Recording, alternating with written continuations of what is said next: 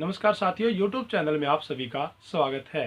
तो साथियों, यदि आप भी कोई गाड़ी रखते हैं या फिर आपकी कभी भी आने वाले समय में यदि आपकी गाड़ी किसी कारणवश चोरी हो जाती है, गाड़ी के चोरी होने के बाद आपने किन बातों का ध्यान रखना है कि आपकी गाड़ी का जो इंश्योरेंस है, उस इंश्योरेंस के तहत आपको वो अपनी गाड़ी का पूरा पैसा आपको बहुत ही कम समय में और जल्दी मिल जाए। तो हम आपको इस वीडियो के माध्यम से पूरी जानकारी देने वाले हैं और आप इस वीडियो को लास्ट तक देखना ताकि आपको सारी बातें अच्छे से समझ में आ जाए और आप इस वीडियो के माध्यम से चोरी किए हुए वाहन का जो बीमा है, बीमे के तहत आप अपनी गाड़ी की पूरी जो रकम है वो आप बीमा कंपनी के द्वारा बड़ी आसानी से ले सके। तो चलिए साथियों, इससे पहले हम आपको ये बताना चाहते हैं कि यदि आप हमारे चैनल पर पहली बार विजिट कर रहे हैं तो आप हमारे इस चैनल को सब्सक्राइब कर लें और बेल आइकन को जरूर प्रेस करें ताकि आने वाली जो नेक्स्ट वीडियो है वो आपको बड़ी आसानी से मिल जाए।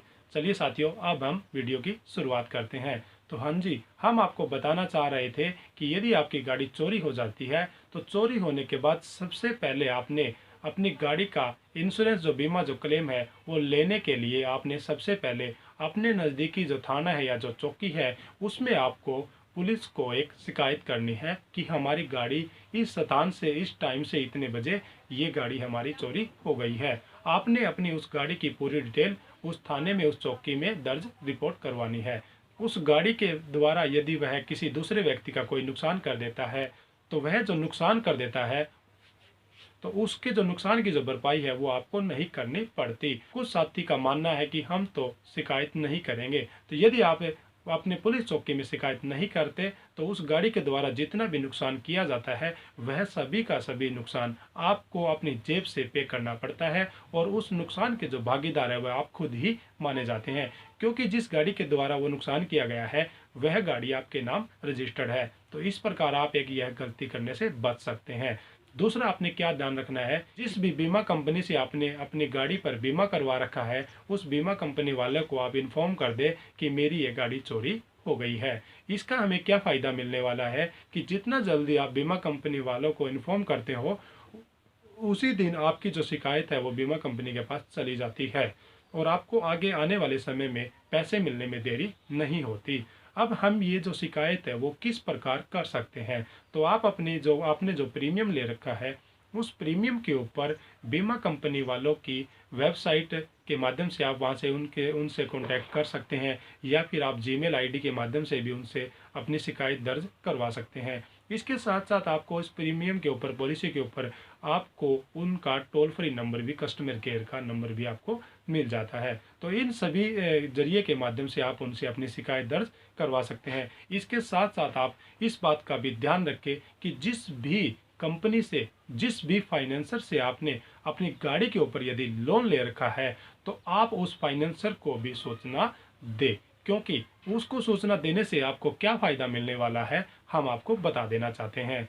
जैसे कि आपकी गाड़ी के ऊपर आपने लोन करवा रखा है, वो जो किस्त है आपके खाते से फाइनेंसर के द्वारा कट कर ली जाती है। तो इस प्रकार यदि आपने कोई भी गाड़ी खरीद रखी है और वह गाड़ी आपने कॉमर्शियल काम के लिए खरीद रखी है तो इस प्रकार आप उससे काम करके जो पैसा कमाते हैं उसी पैसे से आप अपनी गाड़ी की किस्त भरते हैं। लेकिन आपकी गाड़ी तो चोरी हो गई है। चोरी होने के बाद आप अपनी गाड़ी की जो किस्त है वो समय पर नहीं भर पाएंगे तो आप यदि फाइनेंसर को सूचित कर देते हैं तो वह आपके खाते में चेक न लगा के चेक को लगाना बंद कर देता है, जिससे आपको क्या फ़ायदा मिलने वाला है कि आपके खाते में पूरी रकम न होने के कारण आपका जो है वो चेक बाउंस हो जाता है और आपको इस प्रकार चेक बाउंस होने से आप बच जाते हैं। यदि आपके लगातार 2 से 3 चेक बाउंस हो जाते हैं तो आपके और जो सिविल जो रिकॉर्ड है वो बिल्कुल डाउन चला जाता है, जिससे आपको आगे आने वाले समय में आपको लोन नहीं मिलेगा या फिर लोन लेने में आपको काफ़ी परेशानियों का सामना करना पड़ सकता है। तो इस प्रकार आप अपने सिविल जो रिकॉर्ड है उसको भी बचा के रख सकते हैं और जो चेक बाउंसिंग के जो पैसे हैं वो भी आपको बैंक को अलग से पे नहीं करने पड़ते। आप इन नुकसान से भी बच सकते हैं। उसके बाद आपने शिकायत करने के बाद आपकी गाड़ी को ढूंढने का जो जिम्मेदारी है वह पुलिस डिपार्टमेंट की होती है। लगातार पुलिस डिपार्टमेंट आपकी गाड़ी को सर्च करता है। जैसे ही आपको वह गाड़ी मिल जाती है तो पुलिस डिपार्टमेंट आपको वह गाड़ी आपको वापस लौटा देता है। लेकिन साथियों, बहुत से केस ऐसे भी होते हैं कि आपकी गाड़ी पुलिस डिपार्टमेंट को सर्च करने के बाद भी वह गाड़ी नहीं मिलती। तो अब क्या होगा? तो साथियों आपको डरने की कोई भी ज़रूरत नहीं है। आप किसी भी स्थिति में घबराए नहीं, डरे नहीं। पुलिस डिपार्टमेंट के द्वारा गाड़ी ढूंढने के बाद भी यदि वह गाड़ी नहीं मिलती, तो एक समय ऐसा आता है लगभग 5 से 6 महीने के बाद पुलिस डिपार्टमेंट आपको एक नोटिस बना के दे देता है, एक रिपोर्ट बना के दे देता है कि हमने इस गाड़ी को बहुत ज़्यादा ढूंढा लेकिन ये गाड़ी हमें नहीं मिली। और इस प्रकार अब इसका जो भी क्लेम है, बीमा कंपनी वाले जो भी इसका क्लेम देना चाहते हैं वो अपने अकॉर्डिंग दे सकते हैं। तो वो आपको जो रिपोर्ट है वो आपको थाने के द्वारा बड़ी आसानी से मिल जाती है। अब कुछ साथी ये कहते हैं कि हमें वह रिपोर्ट कब और कैसे मिलेगी। तो साथियों आपने अपने जो नज़दीकी थाने में जहाँ पे भी आपने शिकायत दर्ज कराई है उस थाने को आपने समय समय पर विजिट करते रहना है। जैसे कि आप 15-20 दिन में लगातार उसको विजिट करते रहे और उनसे पता करते रहे कि हमारी जो चोरी हुई है वह गाड़ी मिली है या नहीं मिली। और यदि वह गाड़ी नहीं मिलती है तो आप उनसे आग्रह करें, रिक्वेस्ट करें कि सर हमारी आप रिपोर्ट बना दीजिए कि हमारी गाड़ी ढूंढने के बाद भी नहीं मिली है, ताकि हम हमारी बीमा कंपनी के द्वारा हमारी गाड़ी का जो क्लेम है वो बड़ी आसानी से ले सके। तो साथियों इस प्रकार यदि आपको वहां से रिपोर्ट मिल जाती है तो रिपोर्ट मिलने के बाद आप उस रिपोर्ट को अपनी बीमा कंपनी में जमा करवा दें और अपने सभी गाड़ी के डॉक्यूमेंट के साथ, और आप अपनी जो आईडी है, फोटो है, वो भी बीमा कंपनी में जमा करवा दें।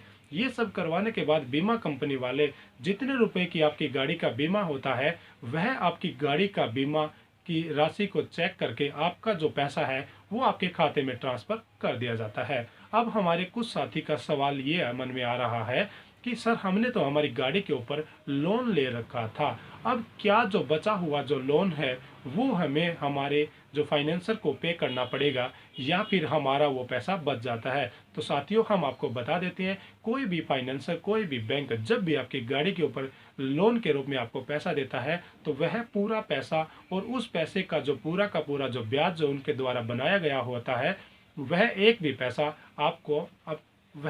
पैसा अपना आप में नहीं छोड़ते। वह अपना पूरा पैसा और उसका ब्याज आपसे लेके ही रहते हैं। तो जितनी भी किस्तें आपकी पेंडिंग रहती है वो पेंडिंग किस्तें जितने भी रुपए की आपसे बनती है वो पूरा का पूरा अमाउंट बैंक के द्वारा, फाइनेंसर के द्वारा आपसे ले लिया जाता है।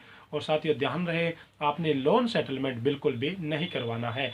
यदि आपने लोन सेटलमेंट करवा लिया तो आपको भविष्य में लोन लेते समय काफ़ी परेशानियों का सामना करना पड़ता है। और यदि आप चाहते हैं कि लोन सेटलमेंट करवाने के बाद आपको क्या नुकसान होता है तो आप हमारी इस वीडियो को भी देख सकते हैं, डिस्क्रिप्शन में आपको इसका लिंक मिल जाएगा। और साथियों व्हीकल और व्हीकल से संबंधित किसी भी प्रकार की यदि कोई भी समस्या आपके साथ आ रही है तो आप हमें डायरेक्ट दिए हुए नंबर पर कॉल कर सकते हैं और आप हमें मैसेज भी कर सकते हैं। हम आपकी पूरी सहायता करेंगे। धन्यवाद साथियों।